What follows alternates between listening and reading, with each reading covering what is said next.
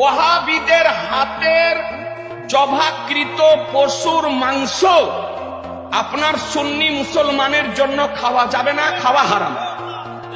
ওয়াহাবি, দেওবন্দি, তাবলিগি, জামাতি, কাদিয়ানি, রাফেজি, শিয়া, খারেজি এদের হাতের জবাকৃত গরু বলেন, ছাগল বলেন, মহিষ বলেন, উট বলেন, ভেড়া বলেন, দুম্বা বলেন, আপনি হালাল পশু যদি তারা জবাই করে তাদের হাতের জবাকৃত পশুর মাংস খাওয়া জায়েজ নয়।